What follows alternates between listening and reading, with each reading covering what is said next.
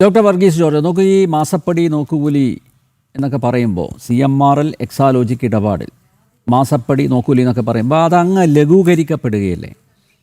ഇപ്പോൾ CMRL MD Sasidharan കർത്തയുടെ കരിമണൽ കൊള്ളയ്ക്ക എല്ലാ ഒത്താശയും ചെയ്തു കൊടുത്തതിന് പാരിതോഷികമായി കർത്ത മുൻ മുഖ്യമന്ത്രി വിജയന് കൊടുത്ത ശതകോടികളെ മാസപ്പടി എന്നോ നോക്കുകൂലി എന്നോ വിളിച്ച് അവഹേളിക്കരുത് എന്നാണ് എൻ്റെ അഭിപ്രായം. കാരണം ഇതിൻ്റെ ഒരു വ്യാപ്തി വലുതല്ലേ ഡോക്ടർ വർഗീസ് ജോർജ്?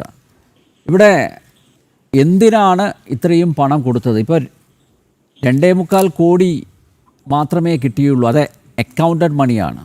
അൺഅക്കൗണ്ടഡ് മണി ഒരുപക്ഷെ എത്രയാണെന്ന് നമുക്ക് പറയാൻ പറ്റില്ല. ഇപ്പോൾ വിദേശത്തെ ബാങ്കുകളിൽ ഒക്കെ കൊണ്ടുപോയി നിക്ഷേപിച്ചിട്ടുണ്ട് എന്നൊക്കെയാണ് മനസ്സിലാക്കുന്നത്. EDയുടെ ഫൈൻഡിങ്, കൂടുതൽ കണ്ടെത്തലുകൾ ഇനി വരാനിരിക്കുന്നതേ ഉള്ളൂ. അപ്പോൾ ഇത് കൃത്യമായിട്ട് ഉള്ള ഒരു ഡീലിൻ്റെ പുറത്താണ് ഈ പണം വന്നത് എന്ന് ഇത് ഒറ്റ നോട്ടത്തിൽ പരിശോധിക്കുന്ന ഒരാൾക്ക് തന്നെ മനസ്സിലാവും. ചിത്രം വളരെ വ്യക്തമാണ്. പക്ഷേ ഇപ്പോഴും വിജയനെ ന്യായീകരിക്കാനുള്ള ശ്രമങ്ങൾ തുടരുകയാണ്. എന്താണ് താങ്കളുടെ നിരീക്ഷണം? അനിൽ സാറിനും BJPക്കും കുറച്ച് ഇച്ഛാഭംഗം ഉണ്ടോ പിണറായി വിജയനെ ഈ കേസിൽ പ്രതിയാക്കാത്തതിൽ? ഇത്രയും ദിവസം അറസ്റ്റ് ചെയ്യാത്തതിൽ നിങ്ങൾക്കൊരു സങ്കടമുണ്ടോ? ഇവിടെ KREMLന്റെ അനധികൃതമായ മണൽക്കടത്ത് അന്വേഷിക്കുന്നതിൽ ആരാണ് തടസ്സം നിൽക്കുന്നത്? ED അന്വേഷിക്കുന്നു, ഉത്തരവാദപ്പെട്ട ആളുകൾക്ക് നോട്ടീസ് കൊടുക്കുന്നു, അവരതിൻ്റെ നിയമപരമായ നടപടികളുമായിട്ട് പോകും. മിസസ് വീണ വിജയൻ അതിനെ നിയമപരമായിട്ട് അവർ പ്രതിരോധിക്കും. പക്ഷേ ഇവിടെ ഇഷ്യൂ ശ്രീ പത്മനാഭൻ സാറ് ഇത് പൊളിറ്റിക്കലായിട്ട് ഇത് അവതരിപ്പിക്കുമ്പോഴാണ്. ഈ വിവാദ വ്യവസായിയിൽ നിന്ന്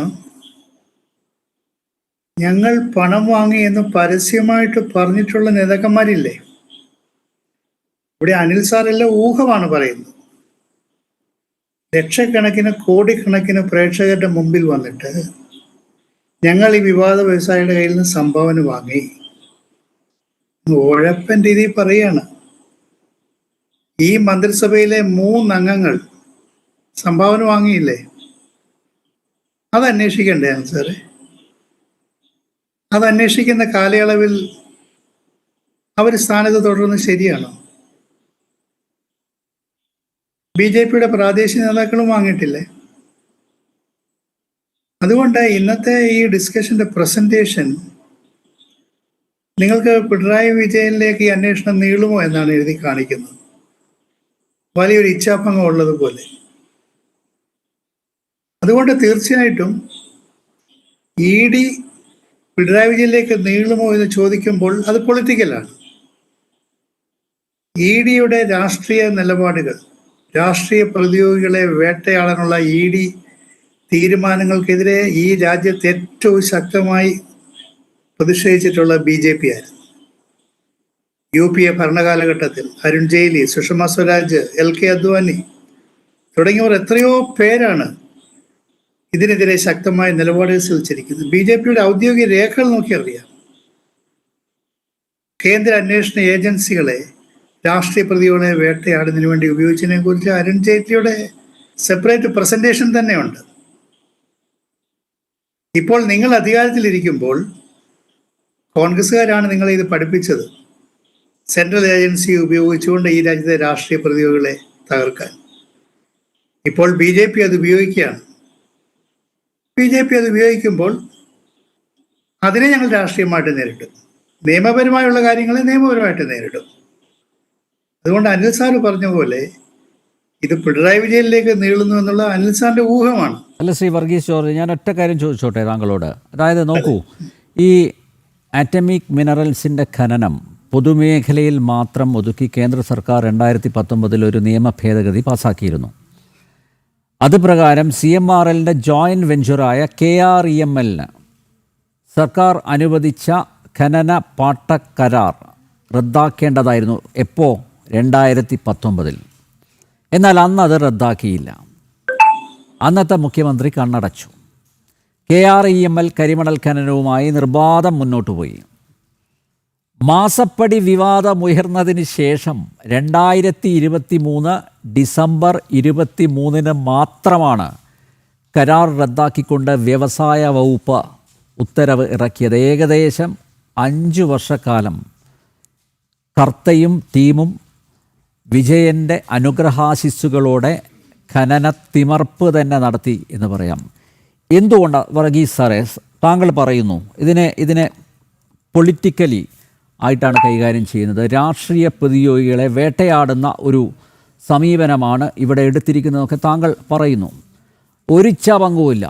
നോക്കൂ, ഈ ഒരൊറ്റ ഒരു വിഷയത്തിൽ ഊന്നി താങ്കൾ ഈ പ്രശ്നത്തെ ഒന്ന് നോക്കിയേ. എന്തിനാണ് കേന്ദ്ര സർക്കാർ നിയമ ഭേദഗതി കൊണ്ടുവന്നിട്ടും ഖനനം പൊതുമേഖലയിൽ മാത്രം മതി എന്ന ഒരു നിലപാട് സ്വീകരിച്ചിട്ടും ഒരു നയം തന്നെ കൈക്കൊണ്ടിട്ടും എന്തുകൊണ്ടാണ് ഏകദേശം 4-4.5 വർഷക്കാലത്തോളം ഈ കരാർ മുന്നോട്ട് കൊണ്ടുപോകാൻ അനുമതി കൊടുത്തത്? അതിനുള്ള എല്ലാ ഒത്താശയും ചെയ്തു കൊടുത്ത ആരാ? അപ്പോൾ നോക്കൂ, കർത്തയോടുള്ള എന്തെങ്കിലും സ്നേഹത്തിൻ്റെ പുറത്തായിരിക്കുമോ അന്നത്തെ സർക്കാർ മുഖ്യമന്ത്രിയൊക്കെ ഇങ്ങനെ ചെയ്തു കൊടുത്തത് ആയിരിക്കുമോ? കർത്തയുടെ കീശയുടെ വലിപ്പം കണ്ടിട്ട് തന്നെയായിരിക്കില്ലേ ഡോക്ടർ വർഗീസ് ജോർജ്? അതിന് കൃത്യമായിട്ടുള്ള കാരണങ്ങളുണ്ടല്ലോ. അതിൻ്റെ അടിസ്ഥാനത്തിലല്ലേ ഇതൊക്കെ കൈകാര്യം ചെയ്യുന്നത്. ഇപ്പം നേരത്തെ താങ്കൾ പറഞ്ഞു, യെസ്, ഈ മന്ത്രിസഭയിലെ രണ്ടുപേരും പറഞ്ഞു അവരുടെ പാർട്ടി ഫണ്ടിലേക്കാണ് പൈസ വാങ്ങിയത് എന്ന് പറഞ്ഞു. എന്തിനാണ് ഇവിടെ ഒരു അന്വേഷണം വരുമ്പോൾ തന്നെ ഭയപ്പെടുന്നത്? എന്തിനാണ് അന്വേഷണത്തെ തടസ്സപ്പെടുത്തുന്നത്? അതും അണികളെ തെരുവിലിറക്കി എന്തിനാണ് തടസ്സപ്പെടുന്നത്? അപ്പോൾ അതിൽ നിന്നൊക്കെ എന്താണ് വായിക്കേണ്ടത്? അനിൽ നമ്പ്യാർ സാർ ഇതിനെ ലഘൂകരിക്കുകയാണ്. പാർട്ടി ഫണ്ടിലേക്കോ? പാർട്ടി അറിഞ്ഞിട്ടാണോ? രസീത് കൊടുത്തിട്ടുണ്ടോ? നമ്മുടെയൊക്കെ പാർട്ടി എല്ലാ വർഷവും നമ്മുടെ പാർട്ടി ഓഡിറ്റ് ചെയ്ത കണക്കുകൾ കൊടുക്കും. ആ കണക്കിൽ വന്നിട്ടുണ്ടോ ഇത്? പരസ്യമായിട്ടല്ലേ 3 മന്ത്രിമാർ പറഞ്ഞ് ഞങ്ങൾ വാങ്ങിയിട്ടുണ്ടെന്ന്. അത് അന്വേഷിക്കണ്ടേ? അവർ ആ സ്ഥാനത്ത് തുടർന്ന് ശരിയാണോ? അന്വേഷിക്കണമല്ലോ. അതെ. അനിൽ സാറ് പറഞ്ഞ ആദ്യത്തെ ആസ്പെക്ട്, മന്ത്രിസഭയെ ഈ കാര്യത്തിൽ കേന്ദ്ര ഗവൺമെന്റ് തീരുമാനത്തെ സംസ്ഥാന ഗവൺമെന്റ് ചെയ്തതായിട്ട് എസ്റ്റാബ്ലിഷ് ചെയ്തിട്ടുണ്ടോ? അനിൽ സാർ ഊഹത്തിലല്ലേ ഈ പറയുന്നത്? അല്ല, അതെങ്ങനെ എൻ്റെ ഊഹമാവുന്നത് സാറേ? 2019 കേന്ദ്ര സർക്കാർ നിയമ ഭേദഗതി കൊണ്ടുവന്നത് പൊതുമേഖലയിൽ മാത്രം. പിന്നെയും ഈ 4 വർഷം എന്തിനാണ് നീട്ടിക്കൊടുത്തത്? ഈ കരാർ എന്തിനാണ് നീട്ടിക്കൊടുത്തത്? പാട്ടക്കരാർ എന്തിനാണ് നീട്ടിക്കൊടുത്തത്? ഖനനത്തിനുള്ള ആ പാട്ടക്കരാർ നീട്ടിക്കൊടുത്തതിനെ സംബന്ധിച്ച് മന്ത്രിസഭയുടെ ഡോക്യുമെന്റ്സ് ഉണ്ടെങ്കിൽ അതും അന്വേഷിക്കണം സാറേ. അതിനാർക്കാ എതിരുള്ളത്? സാർ അത് പിണറായി വിജയനിലേക്ക് പോയിന്റ് ചെയ്യുമ്പോഴാണ് അത് പൊളിറ്റിക്കൽ ആവുന്നത്. കഴിഞ്ഞ മന്ത്രിസഭയുടെ കാലത്ത് കേന്ദ്ര ഗവൺമെന്റ് ഒരു തീരുമാനത്തെ വേവ് ചെയ്തുകൊണ്ട് പിണറായി അറിയാതെ ഒരു ഇല അനങ്ങുമോ സാർ? നന്നായിട്ട് അറിയാലോ. പിണറായി അറിയാതെ ഒരു ഇല അനങ്ങുമോ? നിങ്ങൾ രാവിലെ 7:30 തൊട്ട് 7 മണിക്കൂർ ആ 10 വർഷം മുഖ്യമന്ത്രി ആയിരുന്ന അദ്ദേഹത്തിന്റെ വീട്, അദ്ദേഹത്തിന്റെ മകൾ താമസിച്ചിരുന്നു എന്നതിന്റെ പേരിൽ റെയ്ഡ് ചെയ്ത് പരസ്യമായിട്ട് അപമാനിച്ചത് കൂടാതെ ഇപ്പോൾ അദ്ദേഹത്തെ അറസ്റ്റ് ചെയ്യാത്തതിനുള്ള ഇച്ഛാഭംഗത്തിലാണ് അനിൽ സാർ ഇത് പറയുന്നത്. ഇത് എസ്റ്റാബ്ലിഷ് ചെയ്യുക. കഴിഞ്ഞ ഗവൺമെന്റ് കാലത്ത് ഇങ്ങനെ ഇത് വേവ് ചെയ്തിട്ടുണ്ട്, അതിന്റെ ഫലമായിട്ട് പണം വാങ്ങിയിട്ടുണ്ട് എന്ന് എസ്റ്റാബ്ലിഷ് ചെയ്യുക. ആരാ അതിനെതിരെ നിൽക്കുന്നത് സാറേ? അല്ല, വർഗീസ് സാർ ഇപ്പോഴും എൻ്റെ ചോദ്യത്തിന് മറുപടി നൽകുന്നില്ല. ഞാൻ ഒറ്റ കാര്യം ചോദിക്കുന്നുള്ളൂ, എന്തിനാണ് ഇത് നീട്ടിക്കൊടുത്തത്? അല്ല, നീട്ടിക്കൊടുത്തത് ഇവര് കർത്തായിൽ നിന്ന് അല്ലെങ്കിൽ വിവാദ വ്യവസായിയിൽ നിന്ന് പണം വാങ്ങിയിട്ടുണ്ടെന്നുള്ളതും തമ്മിൽ എസ്റ്റാബ്ലിഷ് ചെയ്യും സാറേ.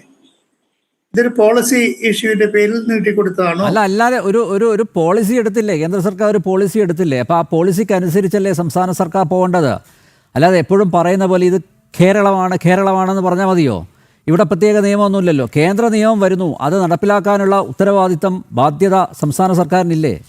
പിന്നെ എന്തുകൊണ്ടാണ് ഞാൻ ചോദിക്കട്ടെ, ഈ കർത്തയ്ക്ക് കൊമ്പുണ്ടോ? കർത്തയ്ക്കായിട്ട് നീട്ടിക്കൊടുക്കാൻ അവിടെയല്ലേ ഈ കളി പുറത്ത് വരുന്നത്? ഈ കളി അനാവൃതമാകുന്നത് അങ്ങനെയല്ലേ? ഈ ഡീല് അനാവൃതമാകുന്നത് അങ്ങനെയല്ലേ? അല്ലാതെ വെറുതെ കർത്തയോടുള്ള സ്നേഹത്തിൻ്റെ പുറത്ത് കൊടുക്കുമോ സാർ? അങ്ങനെയല്ല സാറേ, ആ കേന്ദ്ര ഗവൺമെന്റ് കൊണ്ടുവന്ന ഒരു നയത്തിന് വിരുദ്ധമായി ഇവിടെ അത് വേവ് ചെയ്തിട്ടുണ്ടെങ്കിൽ അത് എസ്റ്റാബ്ലിഷ് ചെയ്യുക. സാറ് ചെയ്യുന്നത് എന്താണ്? പണം വാങ്ങി ഇത് എക്സ്റ്റെൻഡ് ചെയ്തു എന്നാണ്. ഈ KEMR-ൽ ഒരു സംസ്ഥാന ഗവൺമെന്റ് ഷെയർ ഉള്ളതല്ലേ? അതെ, അപ്പൊ ആ ഷെയർ ഉള്ള ഒരു കമ്പനിക്ക് ഇത് എക്സ്റ്റെൻഡ് ചെയ്ത് കൊടുത്തെങ്കിൽ അവരുടെ പോളിസി ഇൻട്രസ്റ്റ് കാണും. സാറ് നേരെ അത് പണവുമായിട്ട് ബന്ധപ്പെടുത്തുന്നത് എങ്ങനെ?